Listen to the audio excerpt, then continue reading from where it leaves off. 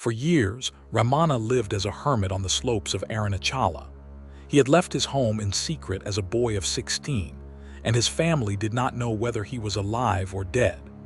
To them, he was a son who had simply vanished. But word travels even in those days, and slowly the news reached his mother, Alagammal, that the silent young man living on the sacred mountain was indeed her own Venkataraman. You can imagine her feelings. A mother who had lost her husband young, who had watched one of her sons disappear without a word, now learned that he was living half-naked among the rocks, eating only what strangers gave him, speaking almost not at all. So she came to find him. She came to Tiruvannamalai with one clear purpose in her heart, to bring her boy home. But the son she found was no longer the boy she remembered.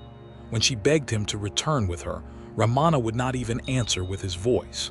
He had taken to a long silence in those years. Instead, after she pressed him again and again, he wrote a few simple lines on a piece of paper. The meaning of those lines was this, that the one who governs all things acts according to a hidden order. What is meant to happen will happen, no matter how hard we try to prevent it. What is not meant to happen will not happen, no matter how hard we try to bring it about. Therefore, he told her gently, the wisest thing is to remain still. It was not coldness. It was the deepest kind of honesty. He could not pretend to be what he no longer was. Alagammal returned home without him, heartbroken, but something had been planted. Over the following years, she came back to visit again and again, and each time the pull of the place and of her son grew stronger. The mountain was working on her too. At last, after much of her own life had passed, she made the decision that would change everything. She would not try to take her son away from Arunachala. She would come and live beside him and follow the very life he lived. This was a remarkable turn. A mother who had once come to reclaim her child now became, in a sense, his disciple. Ramana welcomed her completely. He gave her instruction, he watched over her, and over time he even drew her into the discipline of the kitchen and the practice of inner attention. The woman who had wanted to pull him back into ordinary life now devoted her last years to the search for the self. When her final illness came, Ramana did something he rarely did for anyone. He stayed at her side through the long hours of her dying.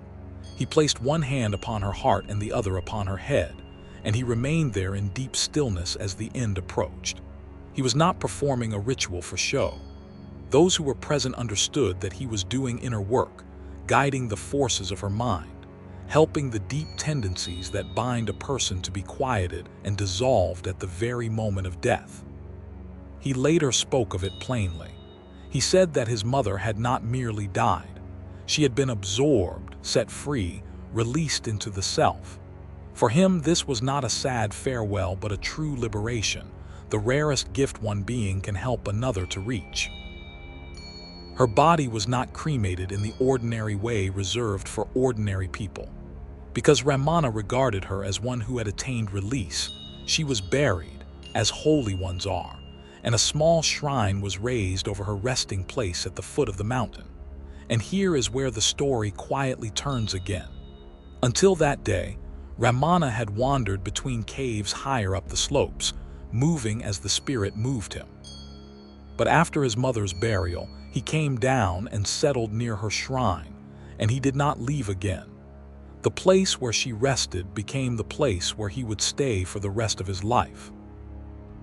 Around that shrine, almost by itself, a community began to gather. At first it was only a hut or two, a roof against the sun, a few devotees who would not be sent away. Then a hall, then a kitchen, then more buildings as more and more people arrived to be near him. No grand plan was ever drawn up. Ramana never declared, "Here I will build my ashram." It simply grew like a tree around a man who asked for nothing and a mother who had found peace. In time it took the name Sri Ramanasramam, and over her shrine a temple was eventually raised. There is a beautiful thread running through all of this. The relationship that began as a mother's natural love, a love that wanted to hold and to keep, was slowly transformed into something far larger. It became the love that sets free. Alagammal came to save her son, and in the end it was her son who saved her, in the truest sense the teaching allows. And from that single act of letting go, a home grew up that would shelter seekers for generations. The most ordinary human bond had opened into the deepest one. In the next chapter, we will step inside that home and watch a single day unfold.